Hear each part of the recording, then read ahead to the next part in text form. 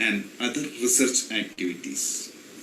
He has research collaborations with many universities, which include West Virginia University, USA, Northwest University, South Africa, and Ball University, Indiana, USA. He has been the recipient of numerous awards and is the principal investigator of 15 external funded research projects. He is also the author of 3 books in physical education. He has specialized in physiotherapy, kinesiology and biomechanics, and athletics.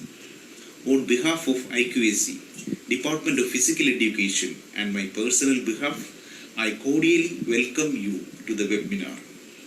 Also welcome our beloved manager, principal, IQAC members, and all the participants of the webinar. Thank you. Over to you, Dr. Rakesh Tomar. Thank you so much, and good morning to all of you. Good morning, all learned, faculties, participants, academicians who are present here.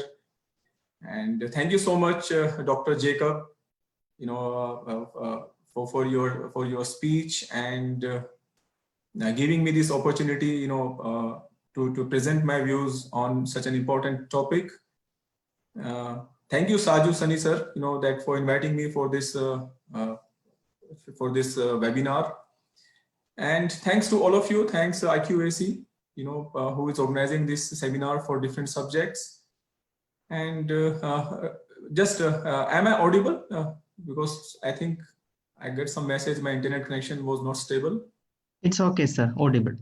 Okay, thank you so much. So let me share, my screen. Please enable me to share my screen. Okay, sir. Yeah, done. Thank you. Okay, so my screen is now. Yes, sir. Now it's okay. Okay, good, great. Okay, so without wasting much time, let's begin. So the topic of my today's lecture is carbohydrate and athletic performance, myths and misconceptions. When we talk about exercise, or when we talk about sports or any other physical activity, nutrition is very important. The nutrition and exercise goes hand in hand. So we cannot just have two as a separate entity. So they both are integral to each other. Performance or deterioration in either of exercise or nutrition will bring your performance down. And nutrition, as you know, that is a very vast subject. It's very vast subject. So I'm just concentrating on this lecture on carbohydrate. Even carbohydrate, if we want to discuss in detail and to perfection, it takes long time. So I will try to present here some facts and try to clear some doubts which many athletes or many people they have about carbohydrate. And there are many doubts also, otherwise also, not only in athletic performance. If you are doing exercise, or if you are on some, like if you are overweight, or you have some this thing, so there is a very, many people say, don't take carbohydrates are bad, they are not good, we should not take carbohydrate diet, and so many things. There's so many misconceptions around carbohydrates. So I hope after this lecture you will understand how important is carbohydrate in our in our daily life, and especially in athletic performance. Our body needs a steady supply of energy to support day-to-day activities, and daily consumption of dietary carbohydrate helps the body to maintain a consistent level of blood glucose. So it is important to match dietary carbohydrate intake to activity level, as consuming excess energy can contribute to weight gain. So here the weight gain, when any athlete or any person who gain weight, it is not because of the carbohydrate. It is because of actually the excess calorie you get from these nutrients. Otherwise, whereas if you don't consume enough carbohydrate, it can hinder in your exercise performance. Now, a nutrition message in the media is constantly at our fingertips. So when we talk about, when I'll be discussing you some myth and misconception, it is not in the science. This myth and misconception is in media, So, and that's where the problem is. Many people, they claim they are nutritionists. Many people claim they are dietitians, but it's not necessarily always true. So the message in media is always, conflicting, because as I said in my previous lectures, in some webinars, so whenever there is a commercial angle involved with anything, so ethics and morality is compromised to a great extent, not always, but still to a great extent. So sometimes the advice in the media, whatever you get advice in the media, whether it is on a social media or a print media, or it is, by, some commercially aligned nutritionists, who have some, something, some thoughts, especially, or some something to promote. So like, for example, if you are involved in promotion of certain kind of diets, if you are involved in promotion of certain kind of, brand of some food industry or something, of course you will promote it and you will try to, tell this is good, like that. But is it really true? So you have to understand the science behind this. So science behind nutrition, science behind carbohydrate is very important to understand. So that's why, the information available in media is often, create confusion, and it, makes us, think, in a negative way about this, nutrients. And nutrition experts experience an uphill battle in their efforts to explain carbohydrates to people. Because of this, information which is prevailing, in media, it becomes again difficult for the experts who are like, working in this field to understand people why carbohydrate is so important. Like I will now quote here some words which you will understand before we go further. Like, consumers hear various terms and phrases in discussions around carbohydrates, some of which have limited scientific support. Of course, when you see something like, if you see any advertisement or something like, so there is no scientific basis as such. It's based on, personal assumptions, or, on some, like you are in a promotion of particular brand or particular, thing. So like good carbohydrates, bad carbohydrates, simple carbohydrate, complex carbohydrate, refined, unrefined, low carbo diets, high carbo diets. There's so many things, you hear these words, right? Very common, but it's not true. You cannot say a carbohydrate bad. How can you say, a nutrient is bad? Come on. That's what I'm saying, these words are totally wrong. Can you say protein bad? Can you say fat is a bad? They are nutrients. They are required for your daily function of your body. It cannot be bad. No carbohydrate is bad. And we will come to in our lecture. Carbohydrate in any form is not bad. And we will discuss in a proper way how you should consume, carbohydrate and how it affects, when you eat in excess. So when discussing carbohydrate recommendations with active individuals or sports professionals, our role is to dispense clear, accurate, and useful advice. Like, even we hear no carbohydrate diets. If we talk about the keto diet, many of us know the keto diet for the weight loss programs. It is a only fat diet, no carbohydrates. So, and in nutritional science, it is recommended to have 60% calories from carbohydrate. So that's what the science recommends, to have at least 45 to 60% calories from carbohydrate. And on the other hand, you are saying no carbohydrate diet. Then what about your brain function? How your brain will get the glucose, how your brain will get the fuel. So there are many questions, when we go for such diets. So added sugars that are bad, we say sugars are bad. How can you say sugar is bad?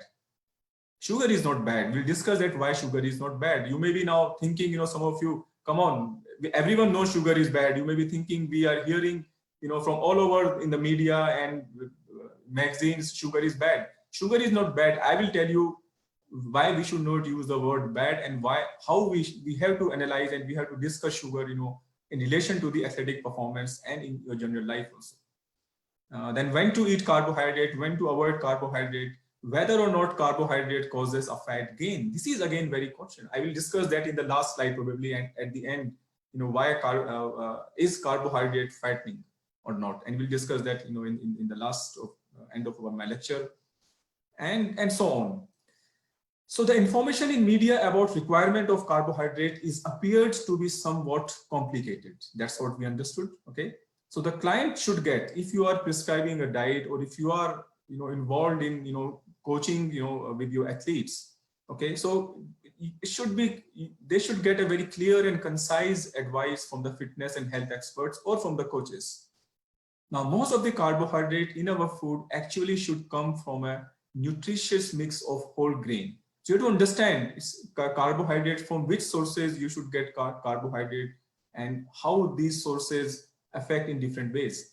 It should come from a real food carbohydrates like oats, breads, pastas, and cereals. Again, the bread, there is so many things, so many misconceptions is around bread, especially white bread. So I will discuss that also at the end of my lecture.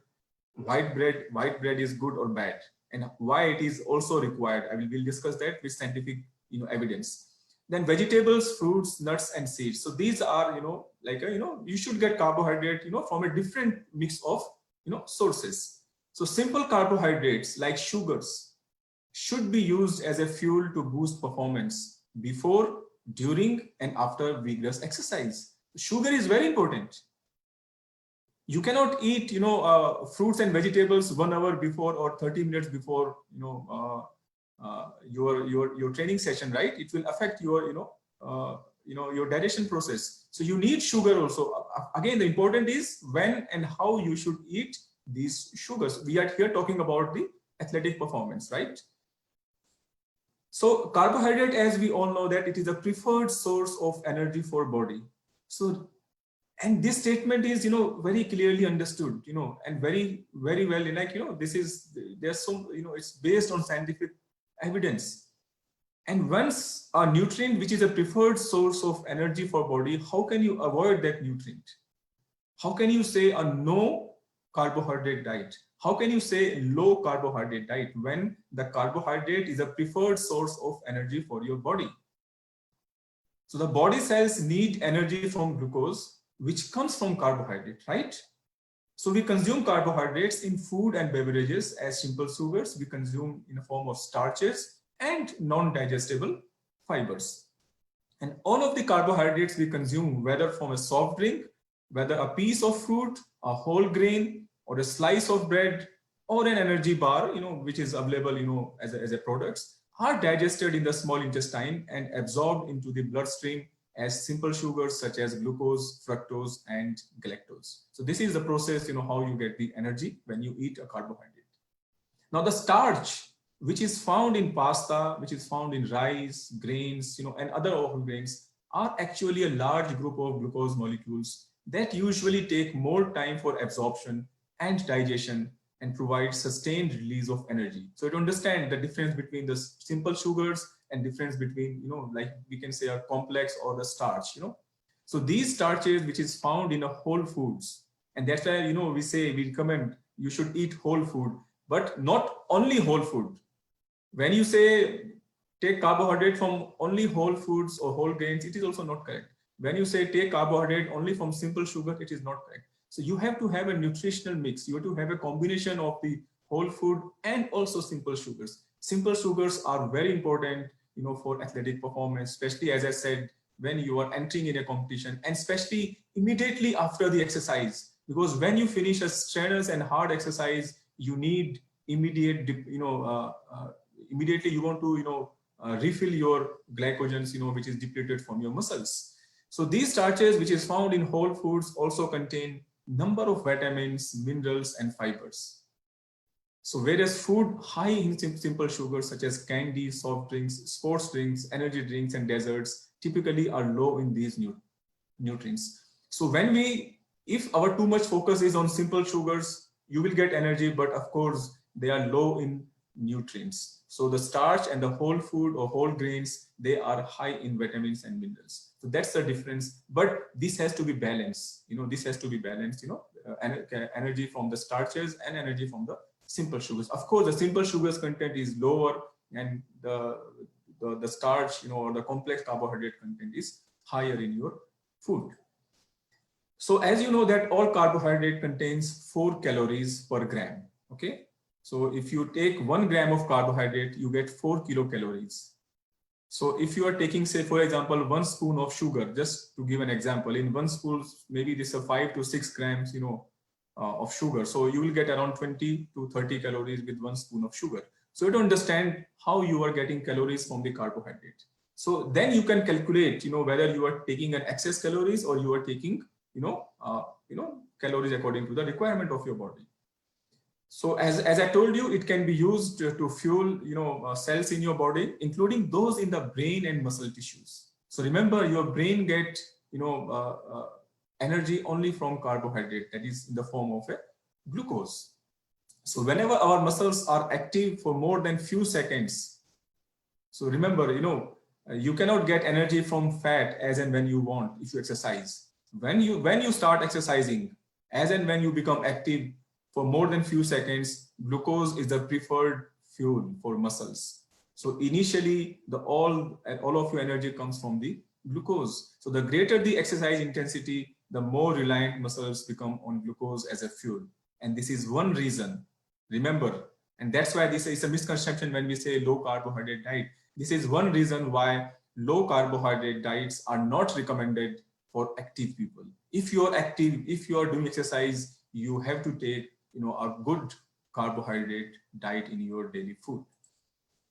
So our cells need a steady supply of energy to support day-to-day activities. And as I told, glucose is stored in body as liver and muscle glycogen. So where it is stored, it is found in your muscles, okay, in the form of a glycogen, and also in liver as a form of glycogen. We'll discuss later on what's the difference between the muscle glycogen and what's the difference between the liver glycogen. Now the glucose stored in the liver is constantly used to ensure that blood glucose does not drop too low, and carbohydrates in the foods and beverages we consume also help maintain blood glucose. Now matching your carbohydrate intake to activity level. So the active people expend more energy than sedentary people. We know that if you are active, you are spending more energy. So, and consequently, you eat more calories because of that also. And most of the energy, like over 50% of total calories, should come from nutrient-dense food like real food carbohydrates, which is found in whole grains, vegetables, fruits, nuts, and seeds. So while there is no clear definition, as I said in the beginning also, there is no clear definition of good or bad carbohydrates. We cannot say this is a good or this is a bad. It's totally a very wrong, and unacceptable term. So you can say there are more and less nutrient-dense carbohydrate food. That's appropriate word. So you can say, okay, in this food, we have a more carbohydrate, it is more dense in the nutrient, and this is less dense, dense in the nutrient. Like for example, simple sugars. Simple sugars are good source of carbohydrate, but they are less dense in the nutrients. They lack the quality of nutrients. So there is more calories than the nutrients they have, like different vitamins and minerals. And as is true with excess energy from any macronutrient, consuming excess calories from carbohydrate can contribute to weight gain, whereas not enough carbohydrates can, hinder performance. Now I will, in next few slides, let's understand, what are, some, like questions about carbohydrate role in sports, or athletic performance. So even today, many athletes, they believe carbohydrates are bad. Not only general people, even in the sports, fraternity also, this is a misconception. And if it is true, let's understand in next few slides what the expert says about that. And I'm here, quoting, in next few slides, from a studies which is presented at American College of Sports Medicine, in its conference in 2019, May. So which indicates that sports scientists agree that carbohydrates like grains, fruits, veggies, sugars, starches can be health and performance enhancing sports foods. So here are some of the questions, let's discuss them one by one. The first question, which was posed to these experts and how they respond: does sugar cause diabetes? Of course, if this question comes to you, everybody will say yes, but certainly not. I will give you some of my example later on, how I manage my, sugar levels, with exercise and without compromising on any type of, carbohydrate, whether it's a simple sugar or it's a complex sugar. So it has sugar is not a problem. So the answer here is no. The problem is less about the sugar, and the problem is actually more about the lack of exercise. If you are not exercising, then anything of excess is bad, be it sugar or be it anything else. So sugar is not a problem. The problem is that you are not active. So the most fit people can enjoy a little sugar without fear of health issues. If you are healthy, I mean, if you are doing activity, if you are fit, you are exercising, there should not be a fear of sugar. Of course, excess of sugar is of course bad, but it should be like little sugar is no problem for anyone. So muscles in fit bodies burn sugar for fuel. As I said earlier, in unfit bodies, the sugar accumulates in the blood. You understand that? So if your body is fit, then that sugar what you eat can be burned in the form of a for getting fuel for the muscles. So that sugar will not accumulate in your blood. But if you are unfit, you are sitting on a chair for the whole day and you are taking sugar, then that sugar will accumulate in your blood. And that's why there's the blood sugar level increases, in your blood, and you get type 2 diabetes. So regardless of kind of exercise, all types of training improve the body's ability to utilize glucose with less insulin. Okay, so if you are exercising, you can utilize the glucose which is available in your blood because of that sugar, even with the help of a less insulin. So you don't need, actually why we need insulin? When insulin, basically whenever the sugar level increase in your blood, insulin is secreted from the pancreas and it oxidizes that sugar and so that it can be transported to different parts of your body. But when you do exercise, even with the less amount of insulin, you can utilize that sugar to fuel your working muscles. And that's why if you are active, sugar will not be a problem. Sugar will be a problem only if you eat in excess and you are living an inactive life. Next question which was posed to these experts was, can natural foods replace ultra-processed commercial sports drinks and foods? Now, this is very common. Even I am a marathon runner. I used to run long distances. But as of now, till today, I have not taken any supplements, even during the marathons. I used to keep like a piece of banana in my pocket many times, or some candies in my pocket and other things, instead of, buying these commercial foods. I used to go, natural, and I am successful, in getting energy from this. So the answer here is yes. Standard foods or natural foods can be fine alternatives to the commercial sports fuels. So in a study, so there are some studies, here also which support that argument on a trained cyclist who took bananas plus water during a 75-kilometer bike ride performed just as well as those who consumed a sports drink with an equivalent amount of carbs and plus water. So if you just take a banana during your exercise and water, you will be equally performing well compared to somebody who is taking a sports drink. So the natural foods offer far more than just fuel.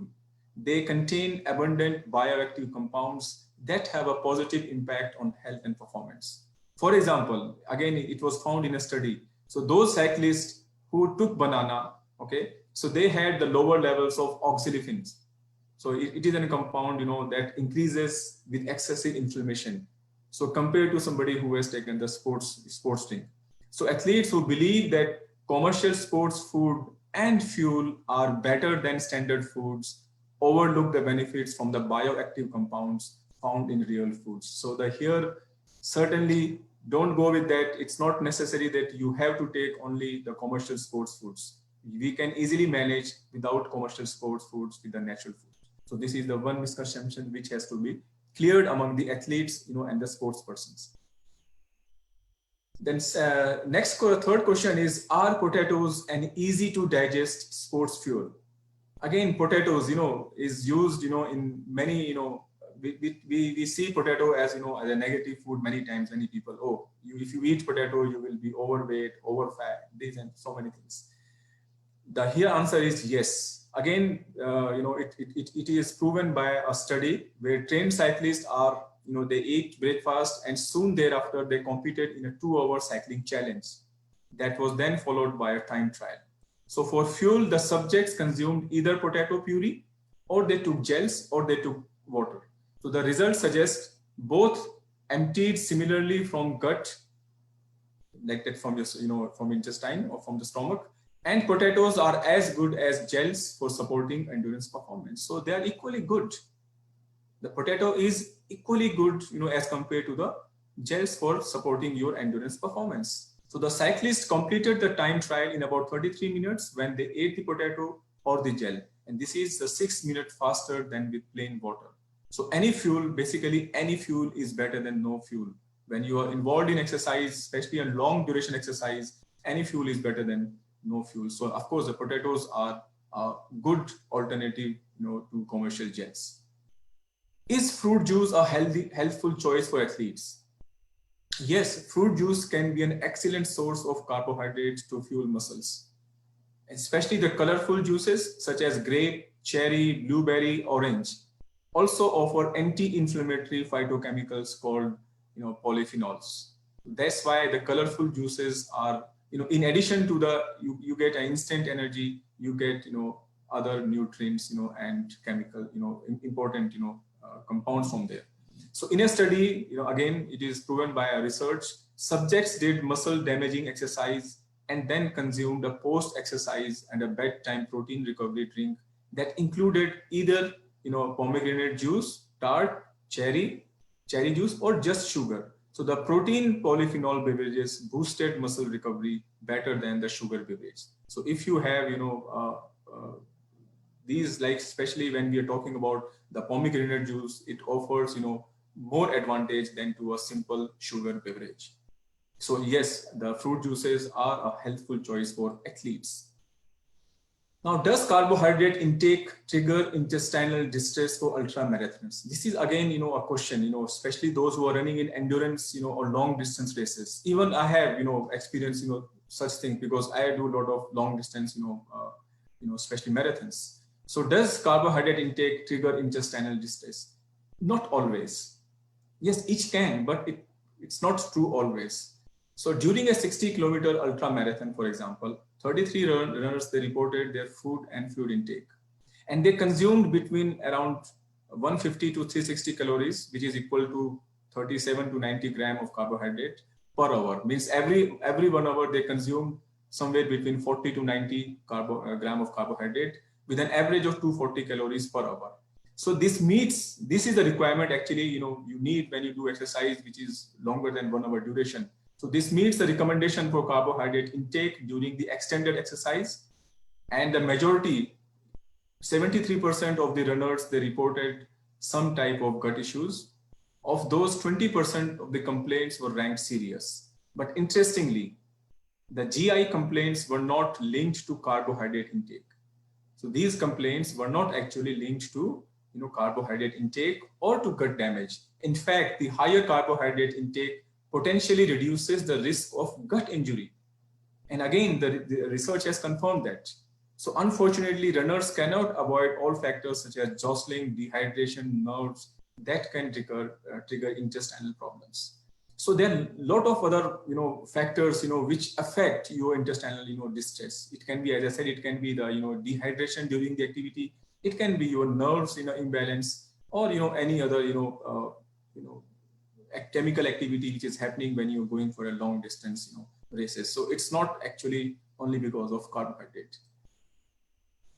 Now, next misconception is, or next question is, we know that consuming carbohydrate during extended exercise enhances performance, but does it matter if endurance athletes consume a slow digesting or fast digesting carbohydrate? So again, there are two types, slow digesting and fast digesting carbohydrate. So here the answer is likely not, but it depends on how long you exercise. It depends upon how often you want to consume carbohydrate. The well-trained runners consumed around 200 calories of carbohydrate in a UCAN. UCAN is like it's a branded carbohydrate and which is a slow digesting, versus a cytocarb. Cytocarb again is a branded carbohydrate which is fast digesting prior to a 3-hour moderate run, during which they consume just water. So at the end of the run, they did an intense sprint to fatigue. Okay, and the sprint times were similar regardless of the type of pre-run fuel. So even if you are taking a slow digesting, or if you are taking a fast digesting carbohydrate prior to exercise, it does not affect your performance. Prior means around 3 hours before, because it does not matter. It may matter if you are taking that carbohydrate during the exercise or just before the exercise. So understand this, slow digesting carbohydrate provide more stable and consistent fuel, source that maintain blood glucose concentration during the long run. So slow digestings are important because they give you a more stable and consistent fuel. Hence, the endurance athletes want to experiment with variety of beverages to determine which ones settle best and help them feel good during the extended exercise. Slow digesting carbohydrate can also help maintain stable blood glucose levels without consuming fuel during running. While the fast digesting carbohydrates need carbohydrate supplementation throughout the exercise to maintain the normal blood glucose. So if you are just focusing on a fast digesting carbohydrate before the exercise, then you will be requiring, a constant supply of carbohydrate during your exercise so that you can maintain the normal blood glucose level. As I said, it's very important during the exercise that your blood glucose level does not fall down. Okay. And that we'll discuss again towards the end of the lecture, how the liver glycogen is so important, to maintain your blood glucose level during the exercise. So slow digesting fibers, of course, are good. Now, let's come to the exercise now straight, the requirements of the carbohydrate. We will discuss now in detail how much carbohydrate you need, in what quantity, what type, like before the exercise, during the exercise, and after the exercise, and what happens to your body when you do exercise. So when you're doing a light training means it's a low intensity exercise, or you are doing some skill based training or exercise for different sports. Then your requirement for carbohydrate is 3 to 5 grams per kg per day. Remember, I'm not giving you a recommendation in terms of the percentage, like 45% of the calories or 60% of the calories. So here we are very specific, and we'll discuss in next slide why we should not recommend in the percentage. Why should we give an exact quantity? So you should get around 3 to 5 grams, of carbohydrate. So if you are 70 kilo, for example, then you will be requiring around, somewhere between 250 grams of carbohydrate every day. If you are involved in a moderate intensity training of 60 minutes every day, for example, then you need 5 to 7 grams of carbohydrate per kg of your body weight. If you're involved in moderate to high intensity exercise, which lasts for say around 1 to 3 hours, then you need 6 to 10 grams per kg of your body weight. And if you're involved in moderate to high intensity exercise, but the duration is more, like say 4 to 5 hours, like for example, when you're going for a long distance runs, then you need 8 to 12 grams of carbohydrate per kg of your body weight. So this is actually the requirement of your carbohydrate. Now you can see yourself, because it's easy to calculate. I will give you some samples at the end that what in these foods, how many grams of carbohydrate you have. So you can easily calculate how much carbohydrate you have taken, and you must meet that demand. If you eat less than these recommended guidelines, your performance will be affected negatively. So the recommendations, generally recommendations, as I said, or guidelines, if you see in the many books, many nutritionists, they will give recommendations like in the percentage of energy, like 45 to 65% of the total energy. This is a recommendation. But however, from the exercise point of view, when you exercise, it can be okay for a general person, general people. But when you're exercising, from that point of view, the absolute quantity of carbohydrate is more important than the percentage of energy. So you have to recommend the absolute quantity, not just the percentage. So estimation of carbohydrate for athlete depends upon carbohydrate required for the muscle glycogen restoration. Remember here, again, it's not that, okay, I have to eat 45%. It's not. Your carbohydrate requirement depends upon how much glycogen is depleted from your muscle during the exercise. That should be the focus. Of course, you need carbohydrate for energy, but at the end of the exercise, you deplete muscle glycogens. So how much that muscle glycogen is depleted from your body, that will decide the requirement of carbohydrate for athletes. So our approach should be like that. And many of the coaches and athletes, they're missing that approach. Okay. So, and this estimation should be in line with athletes' body and muscle mass. So how much is your body weight? How much is your muscle mass? So that's why I always say it's not important for you to know what is your body weight. That has no added advantage. It is just a numerical number. It is important for you to know how much is your muscle mass. Well, that will decide the requirement of carbohydrate for athletes. So when we are talking about performance at elite levels, when we're talking about performance, in athletics or any sports, so you have to understand, you have to make sure that you have these data for your athletes, how much muscle mass they have, and according to that, you have to advise him, the requirement, of the carbohydrate. So therefore, when we are talking about recommendations, carbohydrate guidelines should be based on grams. That's why we said the carbohydrate guideline should be based on grams per kilogram of athlete's body weight, not in the percentage, and which is more user friendly. This is easy to implement and a more practical approach, and also easier for athlete to determine the content of carbohydrate. So if you tell an athlete, okay, come on, you have to eat 45%, of carbohydrate, he will, it's difficult for me to find out what is 45% for how much and so many. But if you say to him, look, you need 250 grams of carbohydrate, then he can easily do that. He can easily, make sure that he is eating that. So that's a more practical approach, of recommending a carbohydrate to the athletes. Athlete, with large muscle mass, or with heavy training have high energy requirements. We know that. So can meet the carbohydrate requirements with low percentage of energy from carbohydrate. Why we are saying that we should recommend in gram? This is the reason here what we're discussing. So any athlete who is involved in a heavy training, and with high energy requirements, they can easily meet the requirement of daily carbohydrate,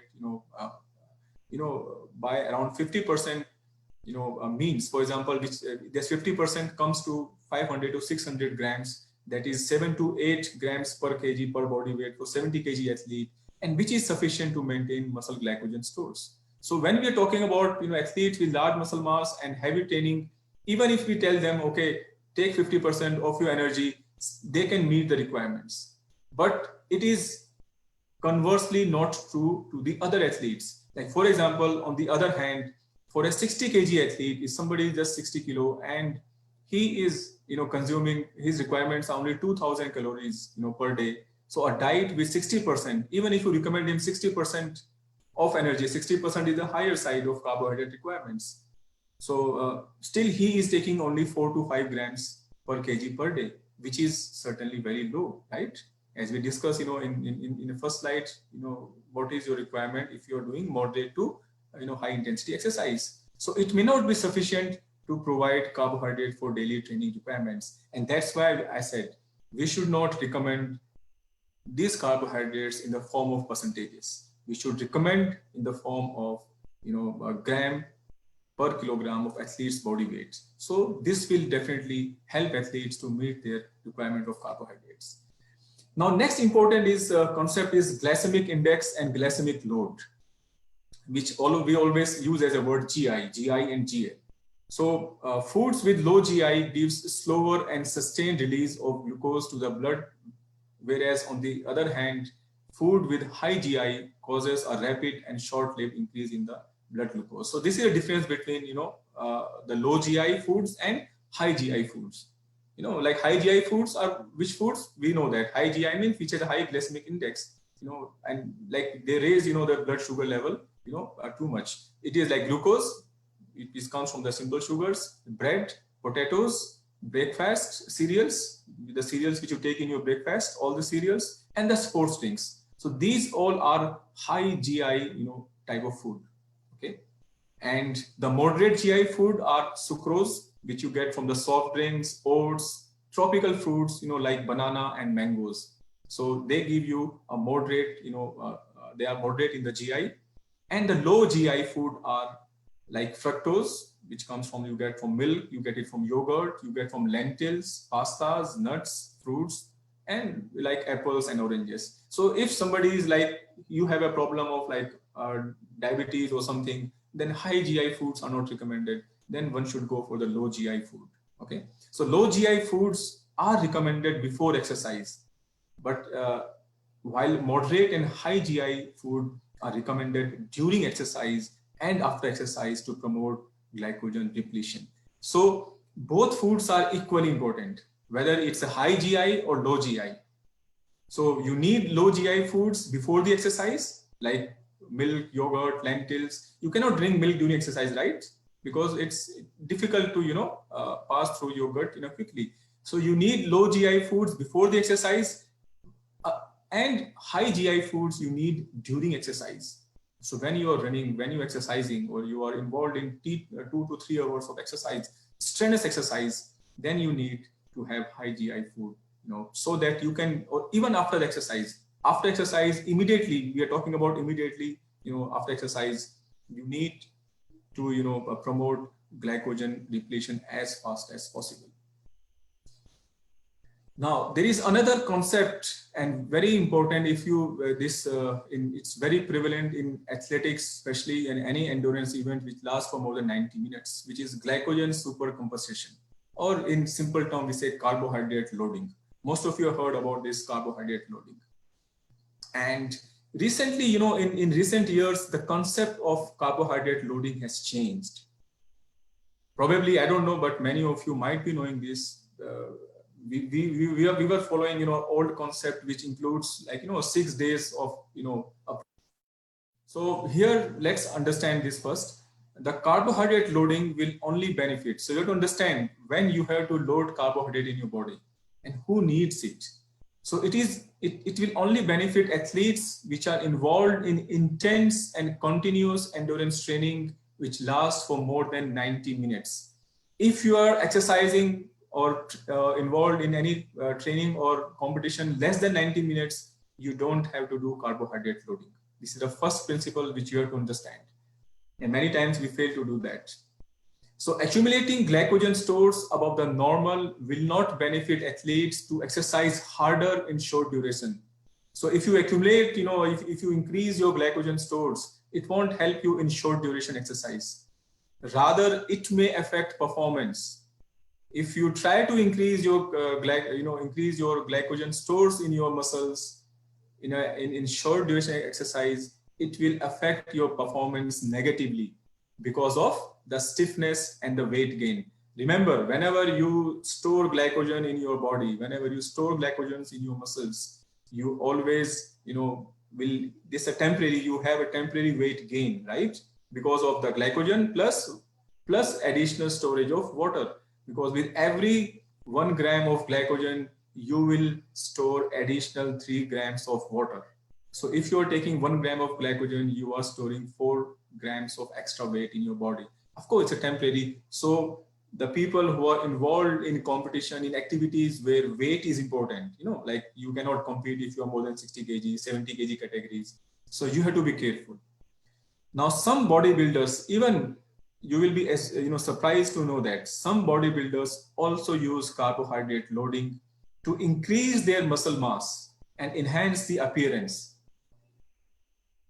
But there was no actual increase. But when it was scientifically tested, there was no actual increase in the girth of muscle groups after carbohydrate loading in bodybuilders. So many bodybuilders they use because it increases. They think it will increase the muscle mass and it enhance the appearance. But actually, in real sense, it is not true. So it's not advisable for the bodybuilders, basically. So athlete must be a trained endurance runner if you are going for carbohydrate loading. Otherwise, it will not be effective. Glycogen stores are specific to the muscle groups, like use exercise that are used to deplete glycogen stores. Now here, it's very important to understand, whenever you are doing carbohydrate loading, understand that these glycogen stores, they are very specific to the muscle groups which you are using. So you should use the same muscles, you should use the same exercise during the carbohydrate loading which you will be using in the competition. It should be same, exactly same. So there is a feeling of stiffness and heaviness in some athletes because of the increased glycogen storage, as I said before, but this usually disappears with exercise. The traditional way of glycogen supercompensation or traditional way of carbohydrate loading is 3 days of depletion phase with low carbohydrate diet and followed by 3 days of tapered phase with high carbohydrate diet. So this is normally done for carbohydrate loading. But later research, now it has been found that glycogen stores in muscles were found to be elevated at same extent after 3 days of high carbohydrate diet and tapered training. Tapered means low training, whether or not it is preceded by a glycogen depletion phase. So the new concept in carbohydrate loading is that the first 3 days which we use to deplete the glycogen, like where we take low carbohydrate and high training, it is not required. It is not required at all. So this modified carbohydrate loading protocol is more practical, and it helps to avoid the fatigue and extreme diet requirements which is associated with the depletion phase. Okay, so with the new regime, with the new recommendations, we can go for carbohydrate loading just for like 3 days of strenuous training, with low training, low intensity of training plus high carbohydrate diet 3 days before the competition. Now, high carbohydrate supplements. So are they again important? We have discussed some before also about them. So they do not replace regular food. They just help to supply supplemental energy during the prolonged and heavy exercise. So if the athlete has no difficulty in taking or eating enough conventional food, then such supplements basically does not offer any advantage except that of convenience. As I told you, I have personally experienced when I run my marathons, I take banana. That's my preferred food. I take banana and water with some sodium, okay, to meet, and I don't feel any problem. So these high carbohydrate supplements are basically of no added advantage except the convenience. It's easy to take because it's a small, you take in a gel form, just you eat. It's easy, convenient. So if you're looking for convenience, you can go for that. But if you're not looking for convenience, then certainly they don't have any added advantage. Now, carbohydrates requirements before exercise. So research suggests that athletes should consume around 1 to 4 grams of carbohydrate up to 1 to 4 hours before exercise. So this is important question. If you are, how much carbohydrate you should take around, say, before 1 to 4 hours of your exercise? So the answer is 1 to 4 grams of carbohydrate per kg of your body weight. So if you cannot eat breakfast before the exercise, it happens many times with many athletes, they are not able to take proper breakfast. So then in that case, athletes should consume 30 grams of easily digestible carbohydrate within 5 minutes before the exercise. So 30 grams of carbohydrate before 5 minutes of exercise. And this will improve his performance. So what he can do, he can take a banana. He can, remember, in one banana, you get around 25 grams of carbohydrate, a medium-sized banana. So one banana is, you can say sufficient. So banana, gel, or a sports drink. Now, liquid meals can be preferred closer to the competition as compared to the regular meals, since they have a shorter gastric emptying time. So you can prefer a liquid meals, before when you are going to close to the competition. So this may help to avoid pre-competitive nausea also. Remember, even I feel whenever I stand on a line for marathon, I feel I should go back to the washroom. So you always feel that that's a pre-competitive nausea, and because they produce a low stool residue and hence helpful in not gaining more weight. We are talking about the liquid diet, especially for the competitions where weight is measured, okay? Like in events where the weight is important. So if you consume carbohydrate on the morning of endurance events, it will help to maintain the level of blood glucose during the prolonged exercise. Since you are because for overnight you are fasting, you're not eating anything and you just wake up in the morning. So taking 200 to 300 grams of carbohydrate 2 to 4 hours before exercise will improve your athletic performance. So initially it was not advised to eat carbohydrate before an hour of exercise. So there was like, it was recommended that don't eat before 1 hour. But however, subsequent studies contradict that finding. So pre-exercise meal found to be effective in improving performance. It's very important. So the decrease in the blood glucose level in the first 20 minutes of exercise is self-correcting with no apparent effect on athlete. So the smaller number of athletes react negatively to this and may experience hypoglycemia and rapid onset of fatigue. So reason not known. Certainly some steps can help, like low GI carbohydrate, consume only a few minutes before. So you can do that, before exercise. And again, the epinephrine and norepinephrine and the growth hormone will inhibit release of insulin and will counter insulin effect in reducing the blood glucose. So it's very important, because otherwise if you are low on the carbohydrate diet, this can decrease your blood glucose level, in when you exercise. And when your blood glucose level decrease, you get many problems, during even the exercise. So you have to maintain that blood glucose level during the exercise, and it can be done by taking, a good, meal, maybe, like even one hour before the exercise. So actually, there is no critical evidence that athletes will benefit from a low GI pre-exercise meal, especially in case where athletes can refuel themselves during exercise. Again, there is, another finding. Since in the long duration exercise, you can refuel yourself during the exercise. So if you, take a low GI pre-exercise meal, it may not be of that, value. But if you cannot refuel yourself, then of course this becomes very important. So as you can see here, but indeed such pre-exercise meals will be of benefit in a situation where athletes cannot consume carbohydrate during the prolonged event or training. So another question for anaerobic activity, if you're involved in, exercise which is short duration or anaerobic type. So consuming high GI, like glucose, for example, immediately before a sprint or a weightlifting. Again, this many athletes feel that before they go for a sprint, say 100 meter, 200 meter, or they go for a weightlifting.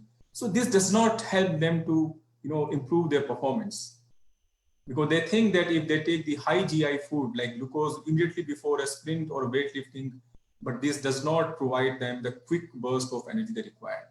So there is always, why? Because there's always adequate ATP and creatine phosphate and muscle glycogen stored for such activities. When you go for 100-meter run or sprint or weightlifting, the energy you get, that time you get it from the ATP molecules, and you get it from the creatine phosphate, the phosphagen stores in your muscles. So you don't get any advantage of high GI food before your sprint and weightlifting. So this is another question which you should understand that. Now, during the exercise, how much you need? Again, the requirement, as I said, is around 1 to 4 grams, of your body weight. For exercise which lasts for less than 45 minutes, consuming carbohydrate is neither practical nor necessary. So understand, if you are exercising for less than 45 minutes, you don't need to consume any carbohydrate during your exercise. So, however, small amounts of carbohydrates from sports drinks or food may enhance performance of athlete during high intensity exercise for 45 to 75 minutes. So 30 to 60 grams of carbohydrates should be consumed by athletes per hour. So the rule is, if you're doing exercise which lasts for 1 to 4 hours, so every 1 hour you should consume around 30 to 60 grams of carbohydrate. Now this variation depends upon athlete to athlete, their body size, their activity levels, and their fitness levels.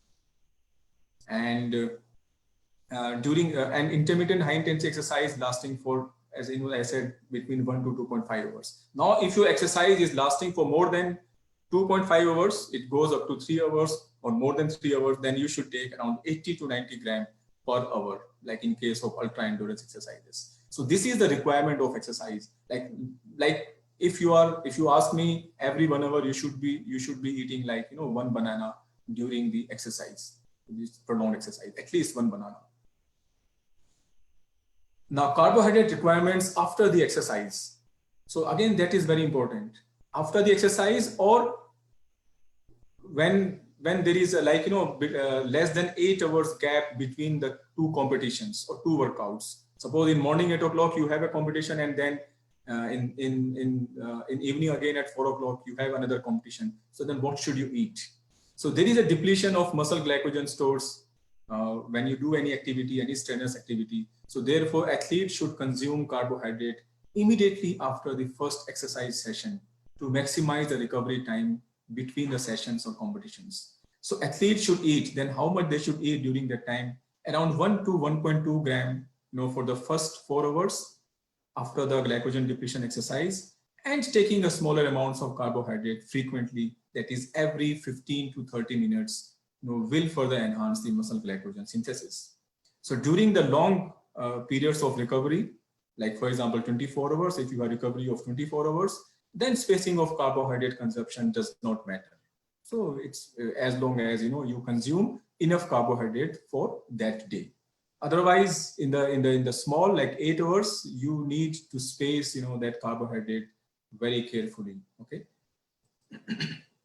An athlete's initial recovery meal or snack, whatever he eats, it should also include around 15 to 25 gram of high quality protein. So this is again important when we, after the exercise, we are talking about after the exercise. So it should also include a high quality protein in addition to the carbohydrate requirements. Of course, the more focus is on the carbohydrate, but you should take around 15 grams of protein also. Like for example, if you take half-liter of milk, half-liter of milk will give you 16 gram of protein. Okay. If you take say 2 to 3 large eggs, it will give you 14 to 21 grams of protein. So with your carbohydrate, if you take half-liter of milk, this will fulfill your requirement of a high quality protein immediately after the exercise. So this is done to increase the net muscle protein balance, to promote tissue repair, and also to enhance adaptations involving synthesis of new proteins. Remember, one thing of all of these are general recommendations. Whatever recommendations we have given, they are general. Okay. These recommendations should be adjusted according to the athlete's total energy requirements. Okay. And specific training requirements, and based on the feedback from training and competition. And that's why we have given the range. We have given the range, for each like gram, 30 to 60 gram, 80 to 90 gram. So the range is there because you have to understand the athlete's total burn energy requirements, his specific training requirements. Each sports, each game has different requirements. And again, what feedback you get from the training, how athlete feels after a training, how his body feels, and after the competitions also. So we have to take all this feedback, and accordingly we can fix a recommendation specifically for specific athletes. Now there's another controversy, training low controversy. If we look in theory, training low enhances training stimulus and increases the ability to utilize fat as a fuel, and also less reliance on carbohydrate. But there is no clear evidence which suggests that training low improves endurance performance. It is widely accepted that training with high carbohydrate allows athlete to train hard and also improve his performance. So training low, certainly has disadvantage. When we are talking about training low, we are talking means low carbohydrate. So this is like a new thing coming up, but there's a controversy over training low. However, training low may interfere with intensity and volume in endurance training. Even if you want to experiment it, it should be done in the beginning of your training cycle, so that it does not affect your performance adversely. Even if you want to try that, it should be tried, in initial stages of your training cycle.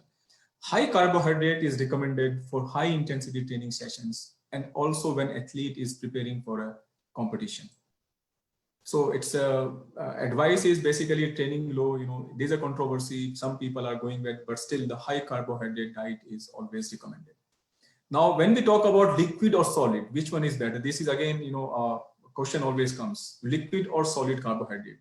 So there is no difference in glycogen synthesis between liquid or solid form of carbohydrate, basically. But if you look at the liquid form, appears to be more appealing, right? So it gives like more, okay, if I take liquid, I can easily digest it and I get more energy. There's like a appealing aspect is there. And athletes might have decreased appetite. And because, when you do exercise, when you are tired and you are fatigued, so your appetite decrease, after the exercise. So the liquid is easy to take compared to, eat a solid food. So athletes are using so many wide range of liquid foods, liquids, foods and gels, etc. during their trainings and competitions. Both liquid and solid forms are equally effective when it comes to increasing blood glucose and performance improvement. So they both are equally important. So they both have their own advantages. Like liquid carbohydrate promotes consumption of water to avoid dehydration during exercise. So if you take liquid, it helps you to avoid dehydration. High carbohydrate foods like bars and gels can easily be carried by athlete, and they give, but it's difficult to carry the liquid during exercise, right? So the solid food, the solid carbohydrate, you can easily carry them in the forms of bars and gels, and they can be easily and they also help athletes to give both variety and satiety. So this is again important for solid carbohydrate. Now The fact of fiction, again, this is one question which I said in the beginning, I will cover in the end. So I'm just trying to finish in few minutes from here. White bread is nutritionally worthless and it is a waste of calories. This is not true. The fact is that it's not really true. Although it's not a whole grain, I understand that white bread is not a whole grain, but it's not a bad food. It can be easily balanced into your wholesome diet. Most white breads are enriched with vitamin B and iron. Understand that also. So if you are just taking only white breads as a carbohydrate, it's a bad. But if you are combining white bread with other sources of carbohydrates, certainly it is good source of carbohydrate. If we eat only whole grains, remember, if we say okay, no white breads, and you say if we eat only whole grains, we might not get enough of folates. Or folate is a type of vitamin B. So enriched white flour is the primary source of folate for many people, particularly those who eat suboptimum amounts of fruits and vegetables. So the white bread is not nutritionally worthless. It has value. Okay. So, but important thing is that you have to balance it with your whole diet. Now, is carbohydrate fattening? The fact is that carbohydrate is not fattening in itself. Certainly not. Carbohydrate is not at all fattening. And we have learned now that how important carbohydrate is in our lives, in our previous slides. So there are 3 macronutrients. We know that: carbohydrate, protein, and fat, right? And these 3 macronutrients, they gives you, the carbohydrate gives you 4 calories, protein also gives you 4 calories from each gram, and the fat gives you 9 calories. So how the carbohydrate is fattening? How can you say that it gives you more calories? Certainly not. It is actually the excess calories that results in the flattening, in fattening. More specifically, excess fat calories. So you have to understand that conversion of excess calories to fat from carbohydrate is limited because you burn carbohydrate when you exercise. So the body prefers to burn carbohydrate and it stores fat because metabolic cost of converting excess calories from the carbohydrate into fat is 23% of ingested calories, which is very difficult. So on the other hand, excess fat is easily stored. So carbohydrate is not at all fattening, basically. So it is the excess calories from the fat which actually cause you, overweight and problem of this. Because the excess calories from the fat can be easily stored. As I told you, excess calories from the carbohydrate, it's not that easy to store. It requires 23% of ingested calories. And when you have excess calories from the carbohydrate, you can easily burn them through exercise. Okay, so the important thing here is burning of your calories or remaining active. Athlete lose fitness on rest days. Again, this is sometimes many athletes feel in this way. The fact is that you will not lose fitness on the rest days. Actually, your strength and endurance is enhanced by providing better fueled muscles. So when you are in rest, your muscles are better fueled, and they improve your performance. So remember, bad things happen on hard exercising days and good things happens in the rest. So underestimating rest will lead to injuries. Underestimating rest will lead to chronic glycogen depletion. So it's very important, remember this word, chronic glycogen depletion. And I have experienced that some time back, when I was not following the concept of rest, when I was training for my marathons. So, but when this year, especially in the last season, I have given enough rest, in my schedule, and I performed better compared to last year, and it is because of, the chronic glycogen depletion, which is very important. And often these athletes go for the athletes who don't take enough rest. What they do, they go for, the vitamin supplement, they go for the sports foods and other forms of the pills to meet the requirement of, the energy during the exercise. So athlete does not lose fitness on the rest days. And the last is bonking. This is, I think, my last slide. Yes, last slide. So what is bonking? I don't know if some of you have heard this word. So let's, in 2 minutes, we'll finish that. The depletion of muscle glycogen causes athletes to hit the wall. So when you deplete muscle glycogen, from your body, from your muscles, you hit the wall. And as an athlete, as an endurance runner, I have experienced that. After 32, 33 kilometers of your, or say about 3 hours of exercise in any form, whether you are running or doing some other exercise, you hit the wall because the muscle glycogens, they start depleting or they are exhausted. Whereas depleted liver glycogen causes them to bonk or crash. But if your glycogen stores are depleted from the liver, then you will crash. So the liver glycogen actually maintain the normal blood sugar levels, which is essential for the brain. As I said in the beginning, you get glycogen from glycogen is stored in your body at two places, in the muscles, in the muscles and in the liver. So the liver glycogen is very, very important because this is actually which maintains, your normal blood sugar levels. So despite maybe your muscle glycogen stores are adequate and, in a good form, athlete may feel uncoordinated. Athlete may feel lightheaded and unable to concentrate because of liver not releasing adequate sugar in your blood.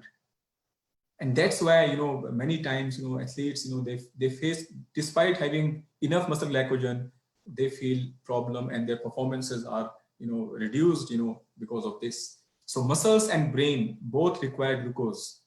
We know that.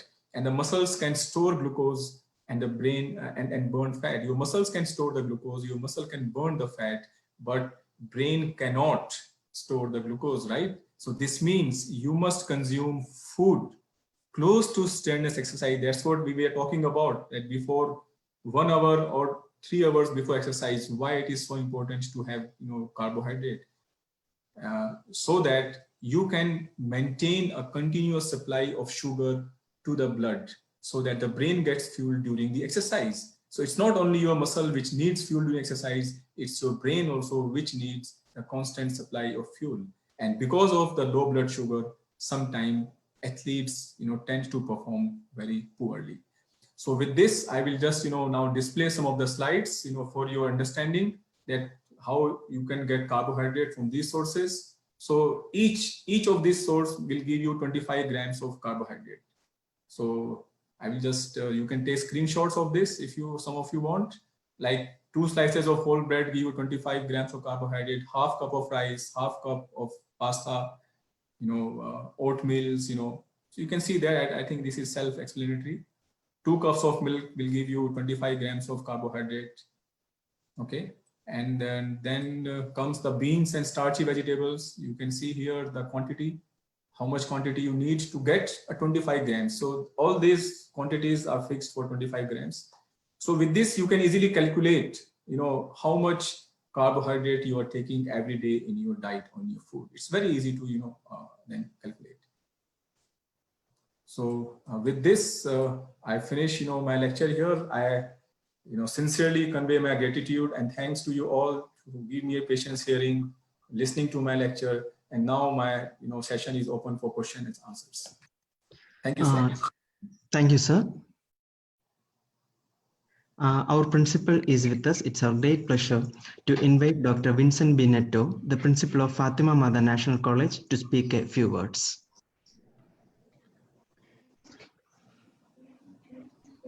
Dr. Rakesh Kumar, the expert for the day, Dr. Saju, the physical education department head, and dear friends. Technology failed and therefore I couldn't join at the beginning of the session.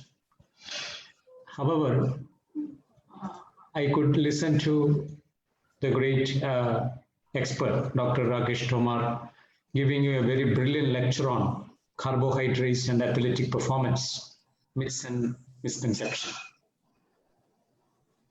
Personally, I feel that this topic is not only very relevant to the athletes.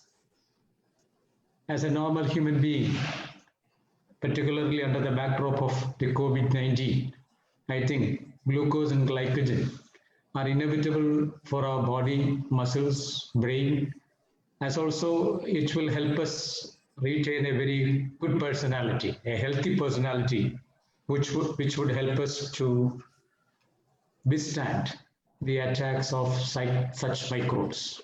immunity is essential. And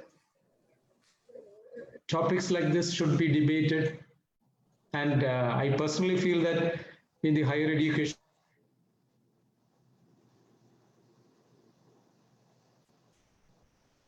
fortunately, in India, we don't give much importance to the physical training as far as the college graduates are concerned. And that is why we have a number of deaths now coming up. It is high time that the government rethink to incorporate a physical education hour. It is not enough to have 1 or 2, 3 professors in that area, but a couple of them so that they will give individual training to these graduates, particularly because they need certain tips to enrich themselves, to create immunity, and take life, because we will be under more attacks from microbes in the years to come, because that is how the world is now changed.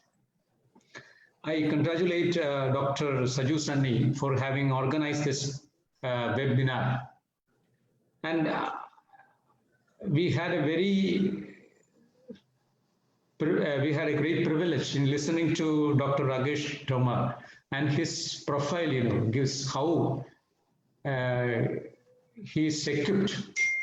He has visited more than 55 countries. I have read him, published more than 50 papers, attended more than 100 international conferences, and but very young and energetic. I think I thought that he would be a little more old age, but then in his young, young and energetic age, he could achieve things impossible. And thank you, sir. We feel very privileged to have been with us. You have been with us, with our students, with the expert team in the webinar, educating on them, on the importance. And it's nice meeting you, sir.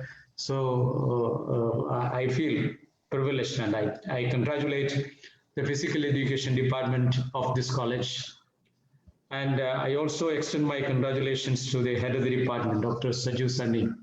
He has been always a well-wisher of the students, always in the college, in the forefront, giving tips to the students, taking them to greater heights. And I hope this effort would continue, and the college would continue to get greater help, expertise from these persons. And I wish that this seminar might have been much useful to all. With this, I conclude, and thank you. Thank you for giving me a chance to felicitate you on this occasion. Okay, thank you, sir.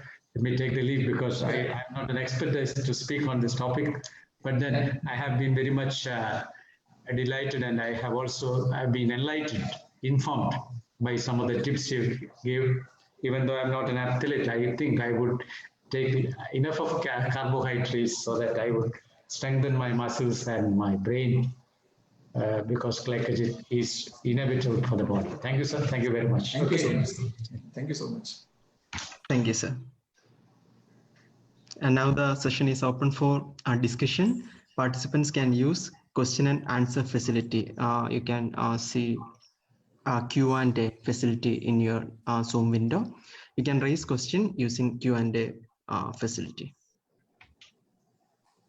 Rakesh sir, one question is there. Yeah.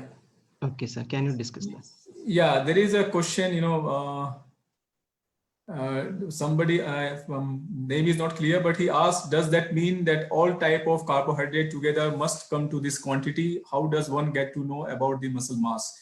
Yes, when I was talking about that you have to take, say, 200 grams of carbohydrate in a day. So it includes all types of carbohydrates. That's why we said, only one type of carbohydrate is not, sufficient.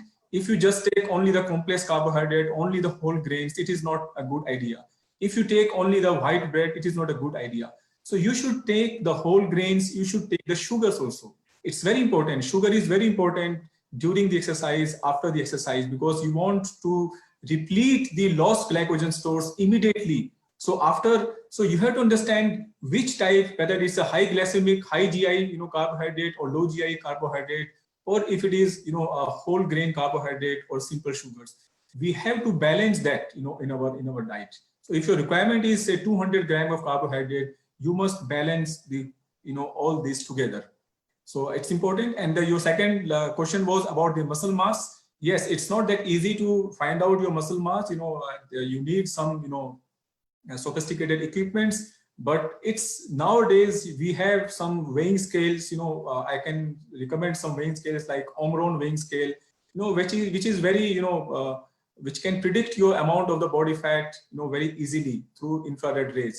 So it's not very expensive also. I think, most of the schools, universities and colleges, they can afford that. All physical education departments, I recommend, personally, they should have, this fat measuring equipment. You can get is as, like not very good quality, but you can get in 5,000 rupees. And if you want, you can have a good, which can give you, all, bifurcation of your body composition, like muscle mass, your bone mass, your fat mass, everything. So I think that one machine is every college university can afford, and this can give you a real profile of your body weight. So certainly you can find your muscle mass, but it's not easy to do at your home.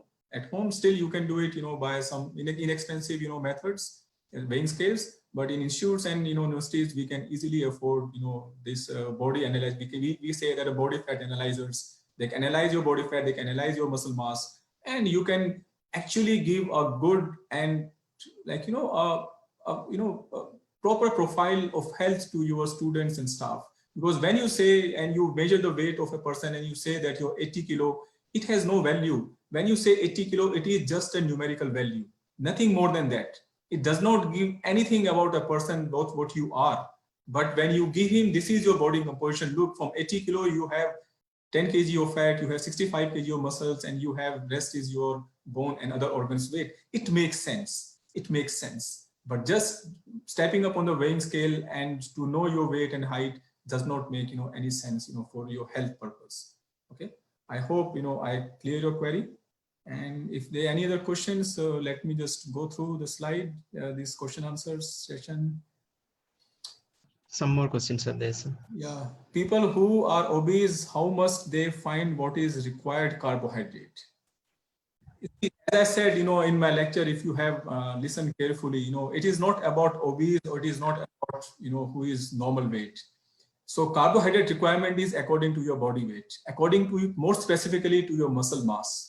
Okay, to your muscle mass. That's why I said, you should know your muscle mass. It's not that if you are, say, 150 kilo, so it means you have like 30 to 40% of fat, then your requirement is not according to the body weight.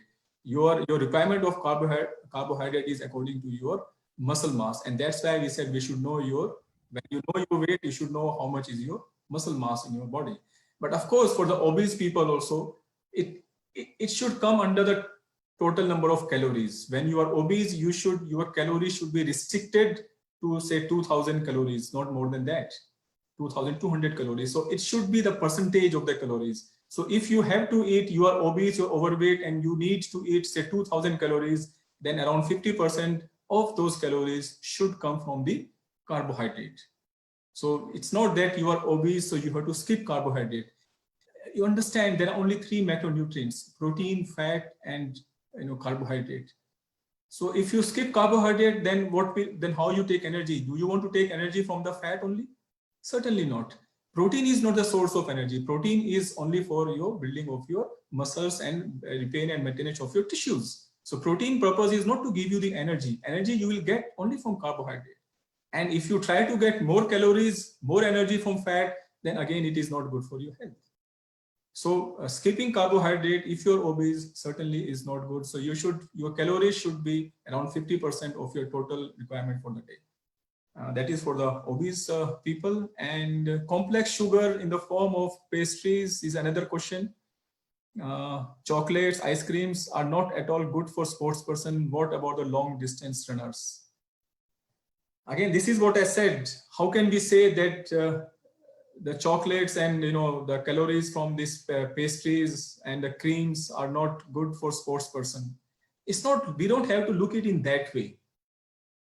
So you have to see, how a particular food is. We are talking about carbohydrate. That carbohydrate is not bad. There's nothing like a good or bad carbohydrate. So when you are taking any food, you have to see how that food is made of. Like for example, if you take a piece of a bread and you put a lot of oil on that piece of bread and you put a lot of cheese or any other thing, so then you can say that it is not good for health because it will increase your cholesterol. You have a lot of oil, so you have to see that how you are consuming that carbohydrate. So if you have to see how these pastries are made of, what's the content, what's the nutritional value of the pastry, what's the nutritional value of a chocolate. Of course, it is not required as a pre-competition meal or like 3 to 4 hours before competition. But certainly you can have the chocolates during the exercise, because when you do the exercise during that 3 to 4 hours run, you can take the candies. Chocolate may not be appropriate for there, but you can take some candies. You can take the simple sugars. So you cannot take exercise. You cannot eat these things. You cannot take pastry in your hand and you can run, right?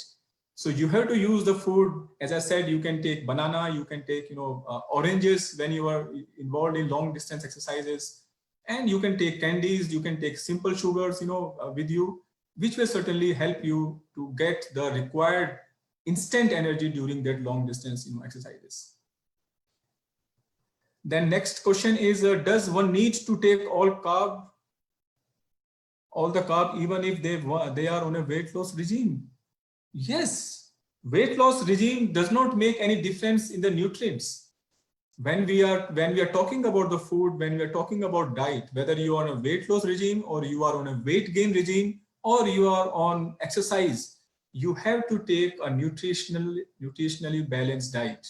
And nutritional balanced diet is diet which contains the sufficient amount of carbohydrate, which contains a sufficient amount of protein and fat. And when we take sufficient, we say that if you are taking 40 to 50% of calories from the carbohydrate, 10 to 20% calories, 15 to 25% from protein, and 10 to 20% from fat, you can say that you are taking a nutritionally balanced diet.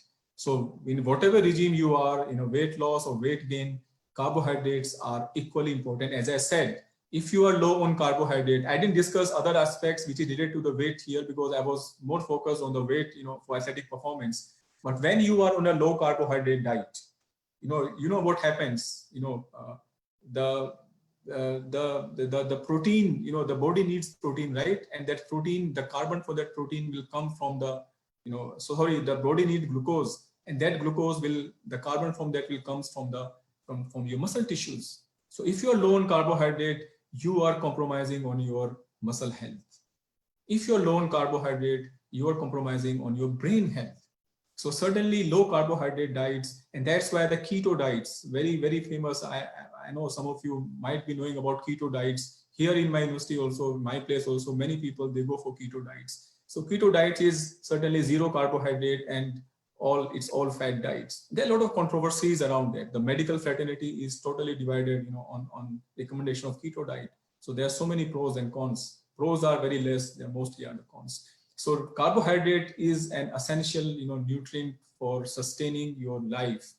So you should have enough carbohydrate in your food in whatever regime you are, weight loss or weight gain. It shoots up, next question, it shoots up insulin and leads to early fatigue. I don't understand when you say it shoots up, you should add something before that. In what condition it shoots up insulin? If you're talking about that, if you take more carbohydrates, the more insulin is generated in your body to compensate that. If your question is that, then answer to you is that when you do exercise and if you have more carbohydrate, if you have more sugars in your blood, that will be, if you listen carefully, even with the less insulin, you can burn that carbohydrate, because when you're exercising, you need fuel and your muscles will take fuel from that sugars easily. So when you take even more sugar, like during the exercise or just before the exercise, it does not increase your blood sugar levels. And that insulin role is not that important during that time. Rather, when you have a low sugar level, it is more dangerous. Low sugar level means when your liver does not produce enough, or does not transfer enough, glucose into your blood. So this is not a problem if you take, high sugar or simple sugars during the exercise or just before the exercise, because it can be easily consumed by the muscles as a fuel during that process.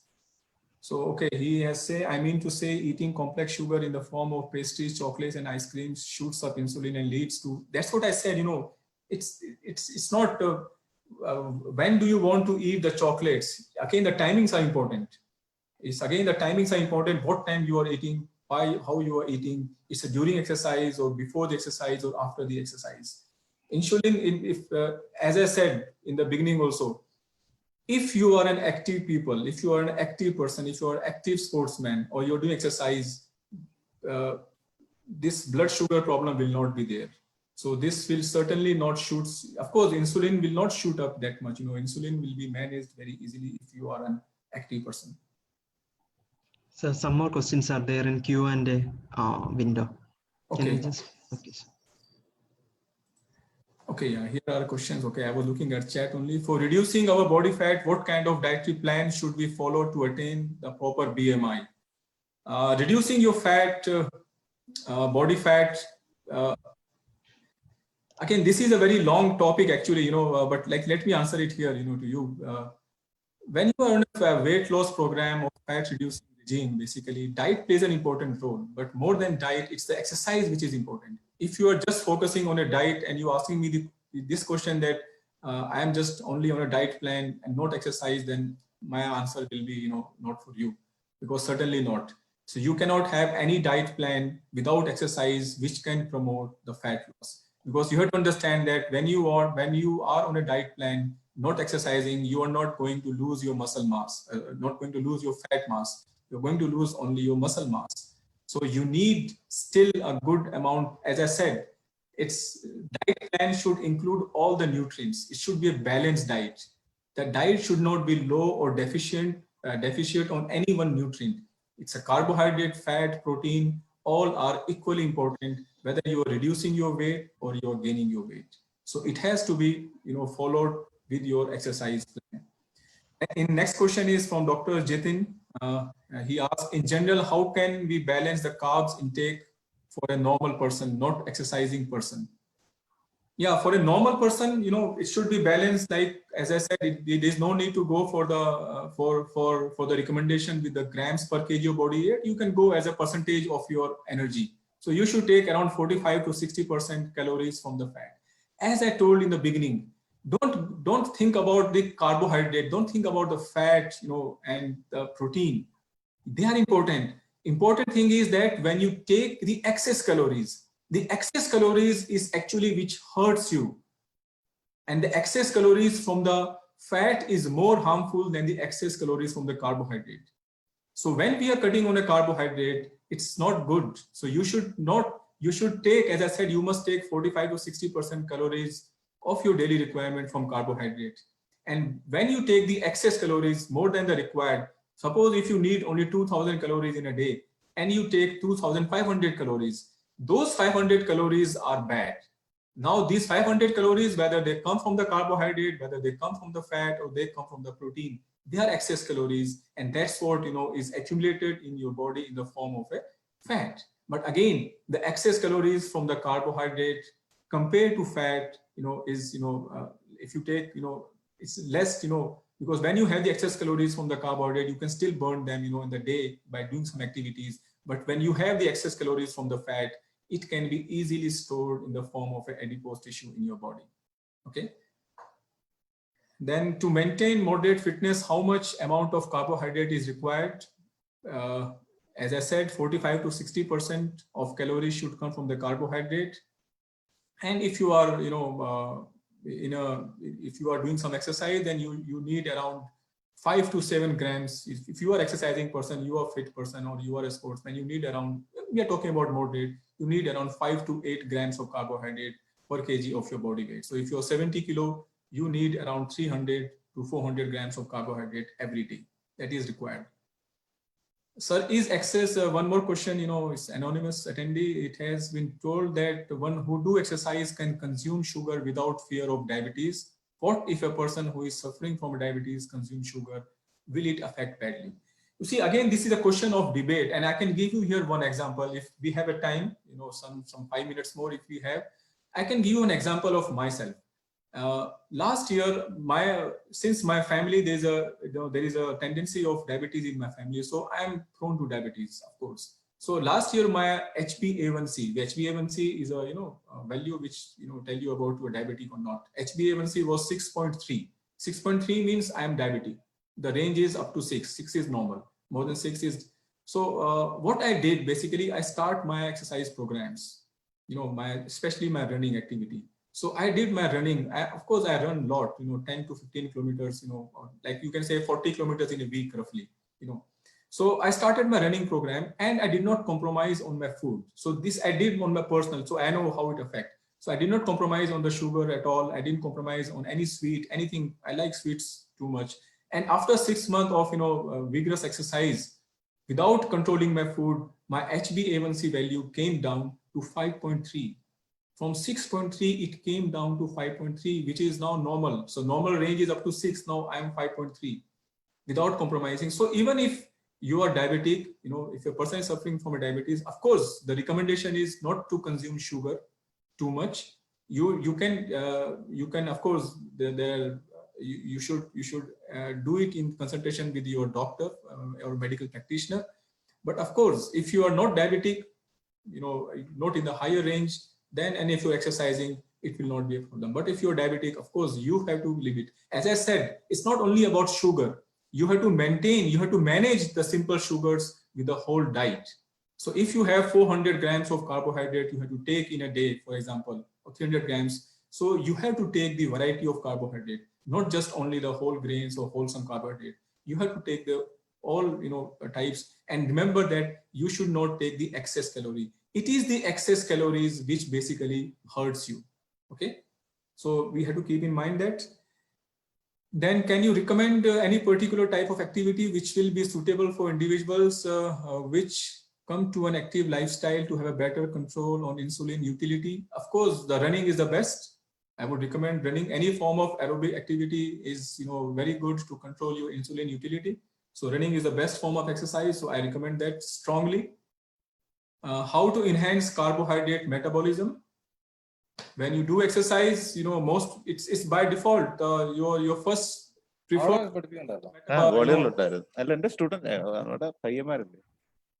Yeah, your first preferred source of fuel in your body is carbohydrate. So carbohydrate will be used as a preferred fuel whenever you exercise or you do any activity.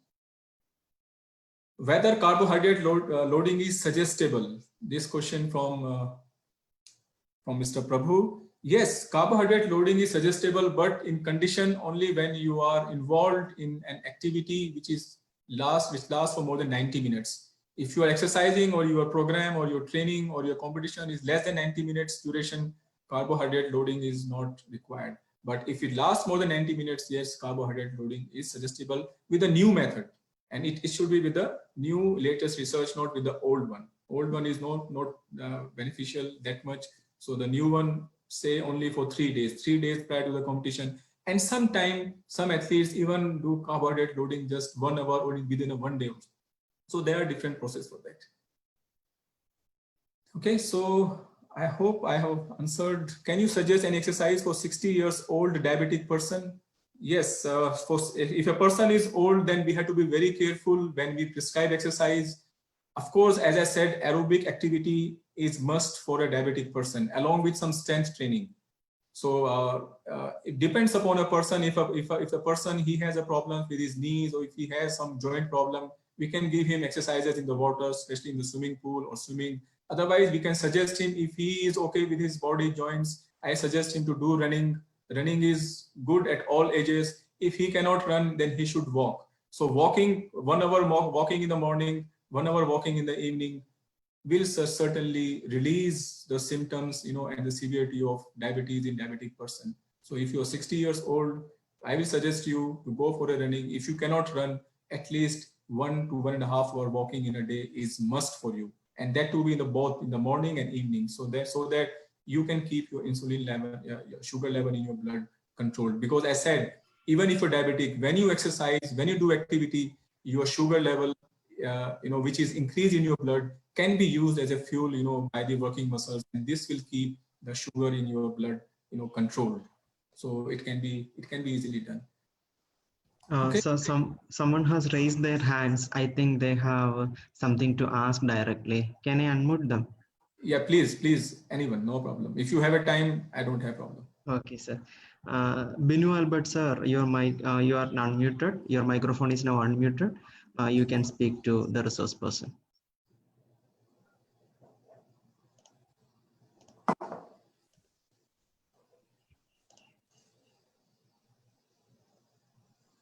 Binu Albert, sir, please unmute your microphone in your device.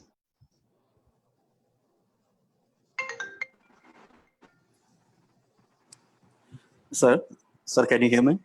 Yes. Sir, I have a question there. It was a wonderful session, and I want to catch. And after that, I have a small question regarding a 60-year person. You suggested that a 60-year person can even run or walk. If the person is having some problems in knees, and can you suggest any exercise for him? Yeah. So if a person, as I said, if a person is having a problem with the knees, then it's a different story altogether. If you have a knee problem, then of course running is very difficult.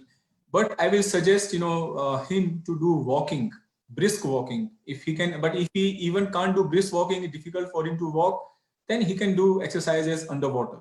Underwater will not give that much problem to his knees. But if he can walk, then I would suggest him to do at least a brisk walking. And I would also suggest him to use some, the knee brace and knee supports. It's very simple. It's in other room. I could have shown you otherwise. It's very simple, like, the knee supports or knee brace. You just wear it on the knee, and they really help to support your knee. If you have not too much problem with the knees, with those supports, you can even do, a slow and easy running. So of course they should go for, a brisk walking. If they have a knee problem. If they don't have a knee problem, they should go for a slow jogging, for at least, and any activity, any exercise should be done for at least 30 to 40 minutes. It is required. 30 to 40 minutes is minimum required.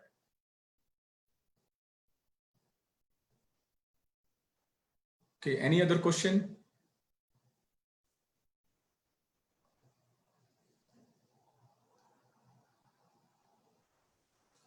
Some questions are here.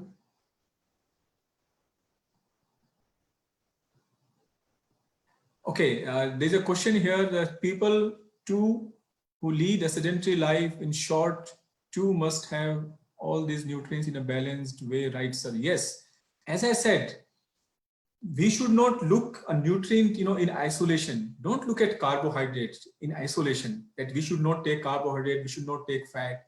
You need to have, whether, you are living a sedentary life or you are living an active life, that proportion will increase. That's why we said, if you are living an active life, you need 400 grams of carbohydrate. If you're living a sedentary life, maybe you need only 300 grams of carbohydrate. So it's a percentage. So you need at least 45 to 60% of calories should come from a carbohydrate. In whatever life you are living, whether you're living a sedentary life or active life, it's that much you need, because it's that all these nutrients are very important. Because when you skip on these nutrients, basically you will miss, otherwise you'll be compromising on many other aspects of, like, maybe many other vitamins and minerals which come along with these nutrients. So it is, of course, important. Okay, any other question? I am not seeing. Dr. Cecily Perley Alex, you can speak now. We have a few minutes to wind up this session. We have to wind up this session by 12:45 Indian time. So, Dr. Cecily Perley Alex, if you have any question, please.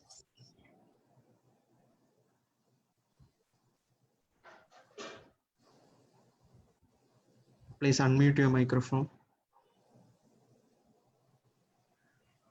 Okay, please ask.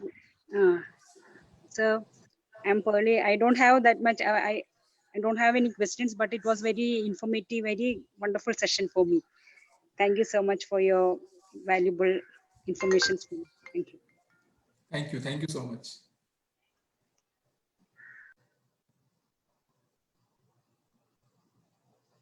Okay, thank you so much, sir, for this wonderful session. And I invite Dr. Sajju Sunny to deliver a vote of thanks. Thank you very much, Dr. Rakesh Tomar, for your wonderful session. I hope all the participants will get a good idea about the right nutrition strategies for better performance. On behalf of IQAC Fatima Mother National College, on behalf of all the participants and my personal behalf, I take this opportunity to extend heartfelt thanks to Dr. Rakesh Tomar for explaining beautifully the role of carbohydrate. I thank all the participants. They are the real success of this webinar for their participation.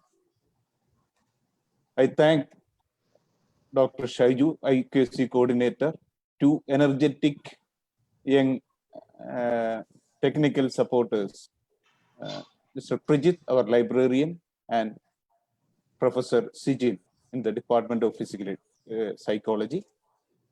I thank one and all. Once again, I thank you. Thank you, one and all. Thank you so much. Thank you. Sir, thank you.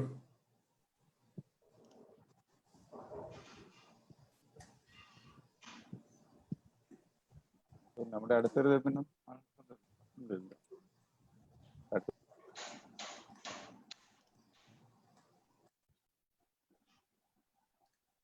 So we can leave now.